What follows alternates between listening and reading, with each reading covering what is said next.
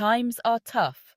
Food prices, energy bills, and rent are all rising, but you're not powerless. In this video, we'll share 5 real-world ways to fight back, take control of your finances, and put more cash in your wallet. Let's get started. Right, let's start with the absolute foundation of financial control: budgeting. Now, I know what you're thinking. The word budget can sound restrictive, boring, even a bit scary. It conjures images of spreadsheets and saying no to everything fun. But I want you to reframe that. A budget isn't a financial straitjacket, it's a map. It's the tool that shows you where you are, where you're going, and the best route to get there. Without it, you're just driving in the dark. The first step is to conduct a forensic audit of your spending. You need to become a detective in your own financial life. This means sitting down and meticulously going through at least 3 months of your bank and credit card statements. Don't estimate, don't guess. You need the cold, hard facts. Categorize every single penny that has left your account. Create columns for essentials like mortgage or rent, council tax, and utilities. Then, create categories for groceries, transport, debt repayments, and insurance. And then, the really revealing ones: subscriptions, takeaways, coffees, socializing, clothes, and miscellaneous spending. This part can be uncomfortable, but it is the most important financial task you will do all year. It's about confronting reality, not hiding from it. As you go through this process, you will almost certainly find surprises. That daily coffee adding up to over £60 a month. The 3 streaming services you barely watch. The forgotten gym membership still siphoning money from your account.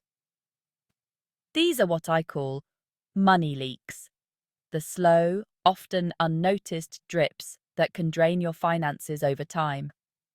The goal here isn't to make you feel guilty, it's to empower you with knowledge.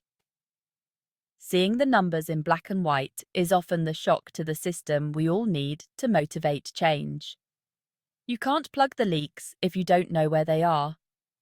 Once you have this detailed breakdown, you'll have a crystal clear picture of your financial habits.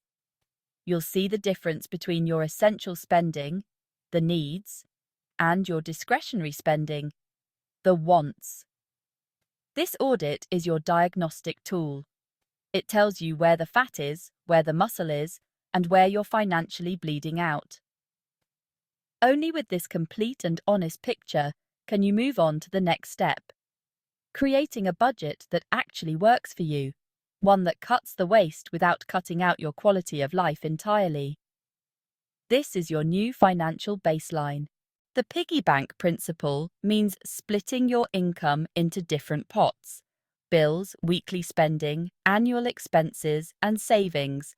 The moment you get paid, fill your bills pot first, then set aside for spending and savings. This simple habit removes stress and helps you always cover your essentials. Budgets often fail because they're too rigid. Life happens. A boiler breaks, the car fails its MOT, or a surprise wedding invite arrives. That's why you need breathing room in your plan.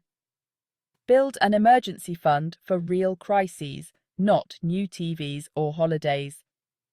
Start with a £1,000 goal, enough for most emergencies.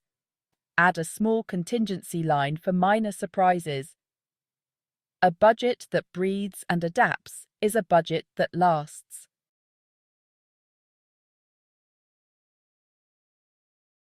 All right, let's tackle one of the biggest financial headaches in every household: energy bills. The price of gas and electricity may have come down from their terrifying peaks, but they are still significantly higher than they used to be, and honestly, they're a massive drain on our finances. The first place to find savings is by hunting down the phantom load, also known as vampire drain. This is the electricity that your electronic devices and appliances consume even when they're on standby or supposedly switched off. It might seem like a tiny amount for each device, but across a whole house, 24 hours a day, it adds up to a frightening sum. Think about it. Your television with its little red light, your microwave with its clock display, your games console waiting for a remote command, your phone chargers left plugged into the wall. All of these are constantly sipping electricity from the grid, and you're paying for every drop. Studies have shown that this phantom load can account for up to 10% of a household's electricity bill. That could be over £100 a year you're spending for absolutely nothing in return. It's time to go on a vampire hunt and stake these energy suckers for good. The solution is simple, but it does require a change in habit. At the end of the evening, don't just turn the TV off with the remote, switch it off at the wall socket. Don't leave your laptops, tablets, and phones charging overnight. Unplug them as soon as they are full. Better yet, get into the habit of doing a nightly power-down sweep of your home, switching off every non-essential appliance at the plug. This includes things like printers, speakers, and coffee machines. The only things that really need to be left on are your fridge and freezer, and perhaps a broadband router if you use it for a landline. To make this even easier, invest in some standby saver plugs or multi-socket extension leads with individual switches. You can plug your whole entertainment center, TV, soundbar, games console, streaming box, into one of these and turn them all off completely with a single flick of a switch. It's a small change in your daily routine that can have a surprisingly large impact on your electricity bill. You wouldn't leave a tap dripping, so don't leave your sockets leaking money. Every watt you save is a penny that stays in your pocket. Your central heating is the king of your energy bill. Just turning your thermostat down by 1 degree can save you up to 10% a year, over £100 for many homes. Heat the human, not the home. Try a jumper or blanket instead of cranking up the heat. Use timers and TRVs to heat only when and where you need it. Save money, stay comfortable. Heating water is a major energy cost. Reduce hot water use to lower bills. Shorten showers to save energy. Use a timer or a song. Install water-efficient shower heads. They maintain pressure while saving water. Use a bowl for washing dishes, not a running tap. Run appliances with full loads. Wash clothes at 30 degrees. Draft-proof your home to keep warm air in. And the weekly shop is where supermarkets play psychological games to make you spend more. But you can beat them. Never shop hungry. Have a snack first. Always make a proper list and stick to it. Try discounters like Aldi or Lidl for staples. Savings add up fast. Look up and down shelves for cheaper options. Stay focused, stick to your list, and leave with your budget intact. Or supermarket deals like Bog Off and 3 for 2 scream value. But remember, an offer is only a deal if you were going to buy it anyway. Buying things you don't need isn't saving, it's spending. Always check if the offer is truly cheaper per unit and compare with own brand options. Loyalty cards can help, but don't let them dictate your shop. Use offers and cards as tools. Your goal is the lowest overall bill. The yellow sticker, the holy grail for bargain hunters. Find incredible reductions on food near its date, but timing is everything. Freeze your finds right away to avoid waste and save money. Always check use buy and best before dates. Know the difference. Embrace the yellow sticker.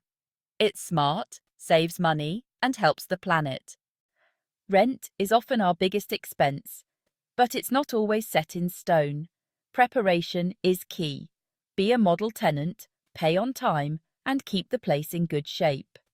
Research local rents, gather evidence, and understand your landlord's costs.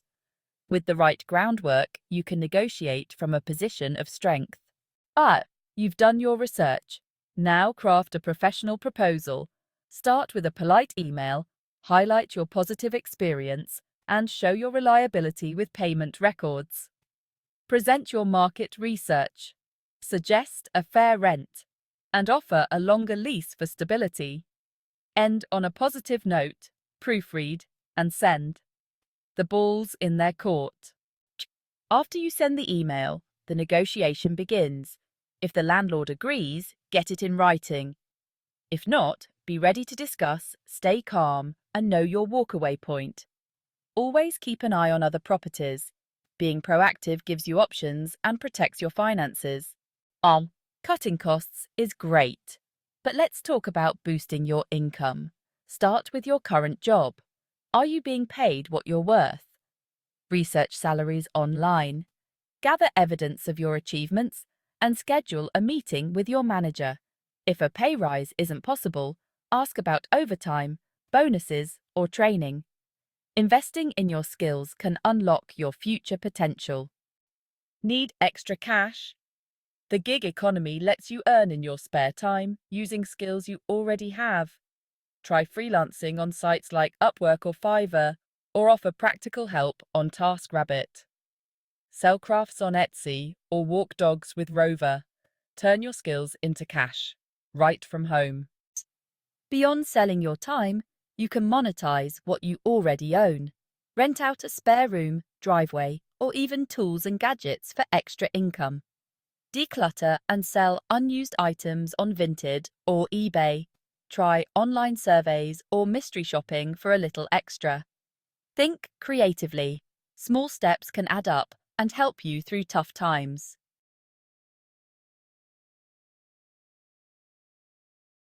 So there you have it. We've covered a huge amount of ground today, from the nitty-gritty of budgeting and slashing your energy bills, to the strategies of smart shopping, negotiating your rent, and boosting your income. It can feel overwhelming, I know. The sheer pressure of rising costs can feel like a weight on your shoulders. But I want you to leave this video not with a sense of dread, but with a sense of empowerment. You are not powerless in this situation. There are concrete, practical steps you can take, starting today, to regain control of your finances and fight back against the cost of living crisis. The key is not to try and do everything at once. That's a recipe for burnout. Instead, I want you to create your own personal action plan. Pick one thing from each chapter that you can implement this week. Just one. Maybe it's downloading a budgeting app.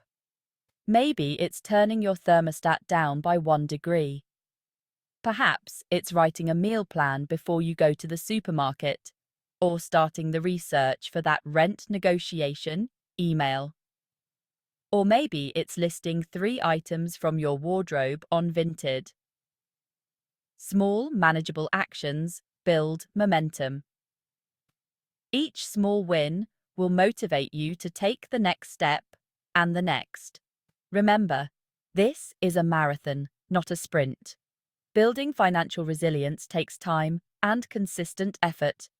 There will be good months and bad months, but by adopting these habits, by becoming a more conscious consumer, a savvy negotiator, and a proactive earner, you are fundamentally changing your relationship with money for the better.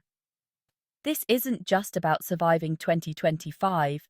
It's about building a foundation of financial security that will serve you for the rest of your life. Every pound you save and every extra pound you earn is a vote for your own future.